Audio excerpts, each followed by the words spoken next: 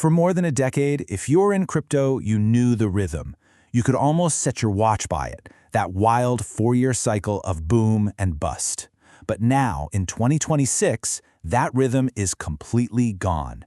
The old playbook has been torn up, and what's taking its place is something totally new and, honestly, a whole lot bigger. Yeah, you know the one I'm talking about. That relentless 4-year cycle, all tied to the Bitcoin halving. Where the reward from mining new Bitcoin gets chopped in half, creating this predictable supply shock.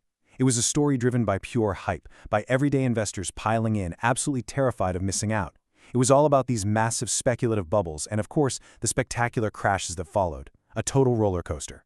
And for the longest time, that was the only story in.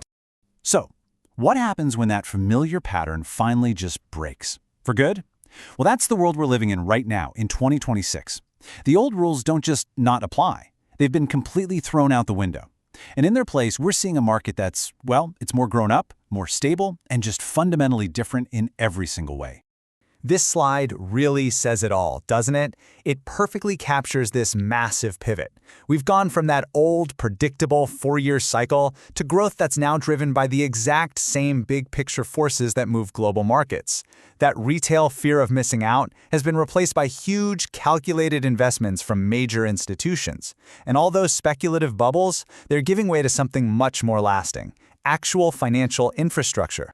So, how on earth did we get here? Well, this wasn't some random accident. This fundamental change was built on a brand new foundation, one that was carefully put together by a new era of regulatory clarity from all around the globe. You can actually trace it all back. It really started gathering steam in 2024 with those game-changing ETF approvals in the US. But the real knockout punch came in 2025 when Europe's MiCA framework and America's Genius Act were fully rolled out. These weren't just small tweaks. This was the full legal scaffolding that the biggest players in finance had been waiting on for years. And that led us straight to the institutional mainstream of 2026. It's kind of ironic when you think about it. For years, the crypto world saw regulation as its #1 enemy, the biggest threat out there. But it turned out to be the exact opposite. Regulation became the bedrock, the foundation that provided the clear rules and guardrails that pension funds, insurance giants, and sovereign wealth funds desperately needed before they could jump in. So, with that regulatory certainty finally locked in, the floodgates, well, they just burst open. The institutional wave people had been talking about for years, almost like a myth, it finally hit, and it completely rewrote the dynamics of the market. And that brings us to today. As we stand here in early 2026, Bitcoin is hovering right around the $150,000 mark. Just think about that.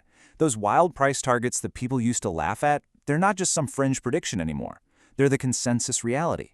This isn't just speculation now, it's driven by real fundamentals. So, what's fueling this? It's classic economics, really. A simple case of supply and demand. The thing is, the demand coming from all these new institutional players is now just wildly outpacing the new supply of Bitcoin being created. And hey, don't just take my word for it. We've got analysts at JPMorgan putting a hard number on it. They're saying institutional demand is crushing new supply by 300 to 500%. I mean, when you have that kind of insane buying pressure, the price action we're seeing isn't just possible, it's pretty much inevitable. But look, this is so much bigger than just a Bitcoin story. The entire digital economy is getting a massive upgrade.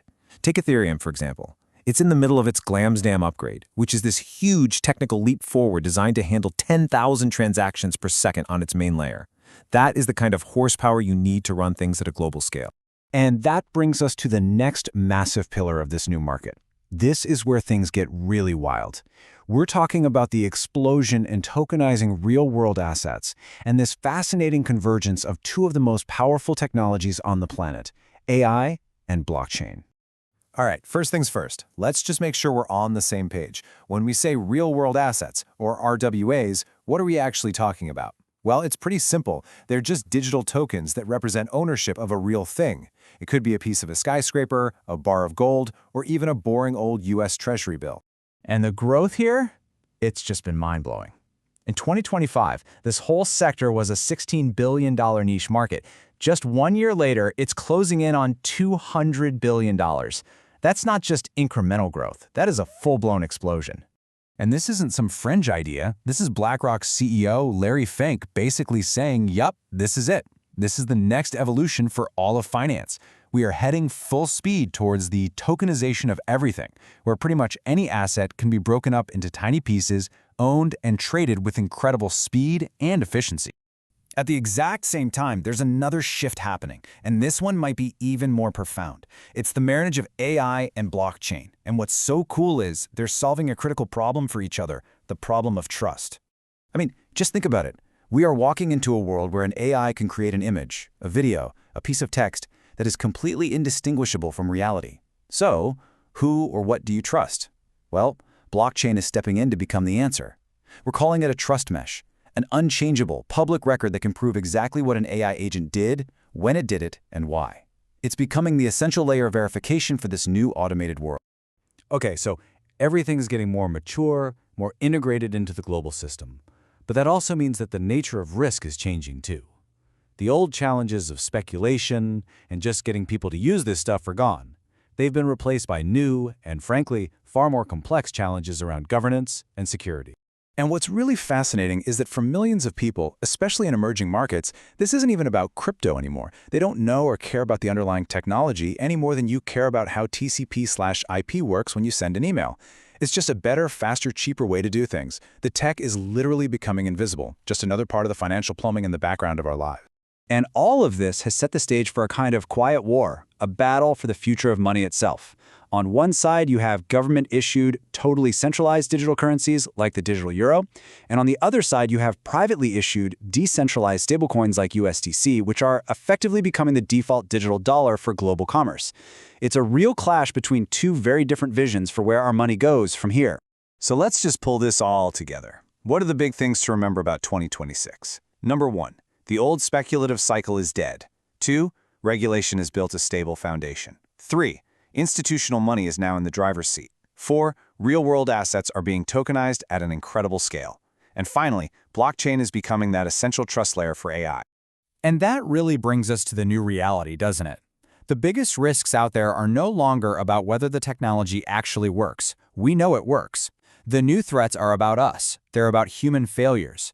Things like poor governance, incredibly sophisticated hacks, and just making sure this complex new system can operate responsibly on a global scale. Which leaves us with one final and really critical question. The technology has finally grown up, it's mature, it's powerful, and it's deeply woven into the fabric of our world. But is our ability to govern it? Are we ready for that challenge?